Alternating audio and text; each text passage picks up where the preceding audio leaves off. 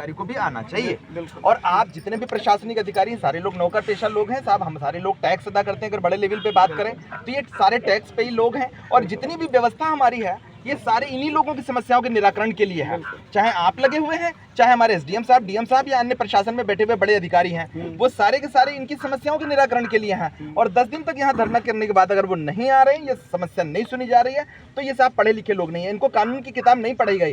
Sir अगर आप कहें कि आप गैर कानूनी कार्य कर रहे हैं, तो गैर कानूनी वो तब बनता है जब हमारे लोगों को LLB करवाया जाए, हमारे इन लोगों को ऐसी शिक्षा दी जाए जिससे कानून की जानकारी हो सके। आप तो थोड़ा बहुत साहब पढ़ के आए हो, LLB भले ना किया हो, लेकिन साहब आपको कानून की जानकारी है। सवाल यह है कि हमारी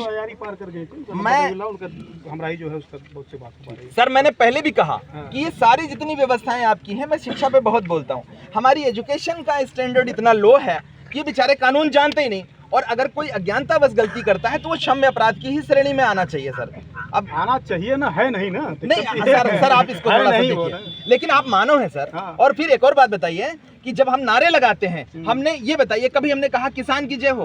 आपको कभी नहीं छोड़ा भाई साहब, पहले हमने जय जवान कहा है, उसके बाद हमने जय किसान कहा है, आपका सम्मान किया है। और साहब एक और बात है, आप सारे लोग किसानों के ही बेटे होंगे, कोई IAS का बेटा नहीं होगा सर, आप हमारे भाई हैं।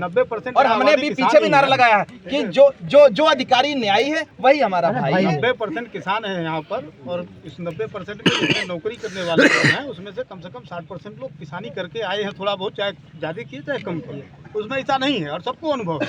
बात सबकी तो सब दर्द और पीड़ा को समझिए ना सर। नहीं अब समझ रहे हैं, बाकी बातें आपको हुई हैं टेलीफोन पर, फिर बता देंगे। साहब एक चीज और है, हम भी वहाँ धरना लगा बैठे थे साहब, 10-11 दिन हमको भी हो गया था साहब, लेकिन इतना आप ये बताना तानाशाही रवैया इनका है जी। थोड़ी जगह क्यों लाए, थोड़ा सा पीछे हट जाओ भैया, हवा लगे थोड़ी। होता है तो वो उधम तब काटता है जब घर में मेहमान हो, जब सोचेंगे यार इसको शांत कराओ किसी तरह। सर उसी तरह से हम लोग भी हैं, हम चाहते हैं कि वहीं पर तो नहीं जा रहे हो ना, बात तो वहीं बात सुनिए, ये अबोध लोग हैं। जाना तो चाह रहे हैं, आप जाने भी तो नहीं।